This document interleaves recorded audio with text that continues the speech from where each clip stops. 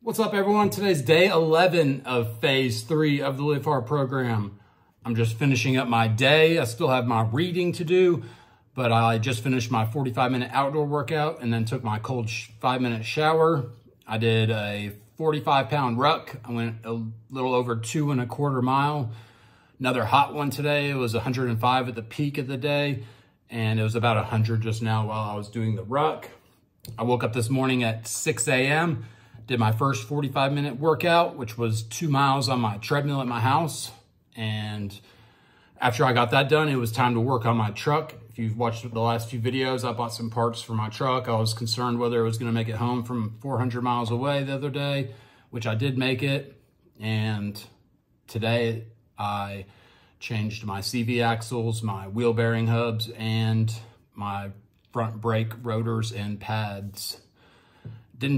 It took longer than I thought because an idiot. I stripped out a bolt with my impact socket gun and I just didn't have it on all the way, and I zapped it and so I took out the grinder and I made new lines on it to make a new head on it, and I hammered a socket that was smaller onto it, and then I got it off like that. So luckily that worked. That kind of took a little bit of time though. It set me back a little bit just trying and messing with it. All in all, it took me about 2.5 hours to do all of that. I had Mackenzie here. She helped me do a little bit of things, maybe mostly just hand me stuff while I was laying down underneath it, working on bolting in the CV axles and stuff like that, holding the wheel solid, because while you're spinning that and trying to tighten it, the whole thing tries to spin. So I wedged a little bar into there. Anyways, got that done.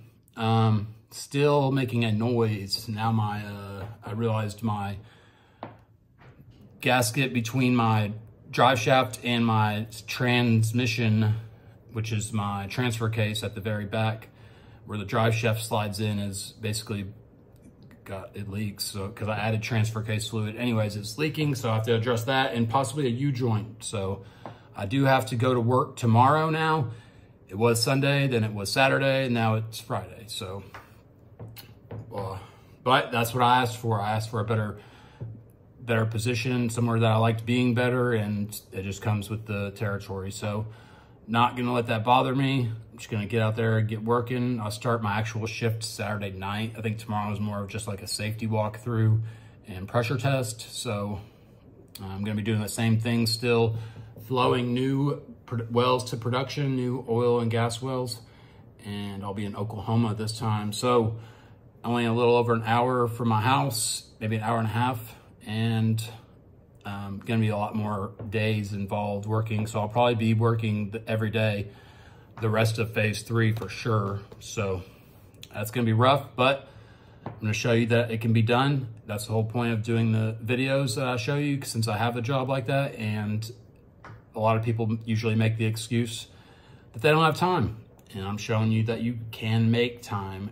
Honestly, the 75 Hard and Live Hard program forces you to realize how much time you waste, because whenever you're delegating a certain amount of time to doing specific tasks that you know you have to get done, or you have to start the program over or the phase over, you are going to make the time. And then as you start to do that, you notice that, oh, I'm wasting 3 hours over here on TikTok, sitting on my phone, sitting on my couch or at my desk, or whatever it is that you do. Maybe you don't do that, but most people do that. And they even people that you think that wouldn't be doing that find themselves doing that. So you're not the only one. It's what it was designed to do, is to get people addicted to it. And you have to break free from that. It's a control device, and once you realize that, you'll start to put it down a lot more, or at least while you're using it, do something productive. Try to learn something. Be on the treadmill watching whatever you're watching, whatever you can do to make it beneficial. But otherwise, I'm feeling good. Other than my lower back is kind of sore from doing my work on my truck today. It always gets inflamed, but I rolled on it with my roller thing on the ground, and it's just like a foam roller, but it's solid. It's what I always go to. I've been using it for like 10 years. I've had that same one for 10 years. It kind of just like pops my SI joint back in place. So feeling a little bit better after that. Still just sore from it probably from it popping out of place, but not really having any cravings on the diet so far. I weighed myself when I got back the other day. I was 215. I started at 220, so I already dropped 5 pounds, and mostly from strict dieting. I expect to get down to at least 205. I don't really like being any lower than that. I feel like my clothes don't fit. They're all too big. I like to be able to fill out my shirts, which is, most of my shirts are 2X. And once I get to like that weight, I'm not filling them out. My shorts are even falling off. The elastic band is too big, so I have to tie them up. Anyways, so 205 is the goal, is what I'd like to get to. I got to 207 whenever I finished 75 hard, and that was a pretty good transformation, down from 235. So not as much weight to lose this time, obviously, because I stayed more disciplined between the phases, and throughout the year, I didn't get back up to that weight. I started phase 2 at 230 and got down to 210 though. So I did get up back that high, but like I said, in between phase 1 and phase 2, I've mentioned before, I fell off and was doing crappy eating. I was eating cake and cookies at the man camp where I was staying where I was working in West Texas.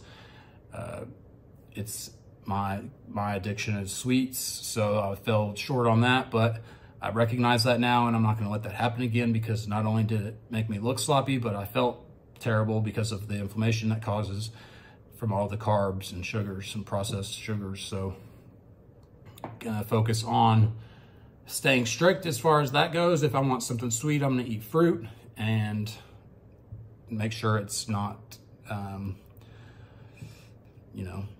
pesticide fruit. But I got a pear tree in my yard. The pears seem like they're almost ripe, so I might start eating some of those, just because I know I didn't spray them with anything. I have a group of deer that come in through my yard and eat them all off the ground eat all the pears off the ground that fall throughout the day.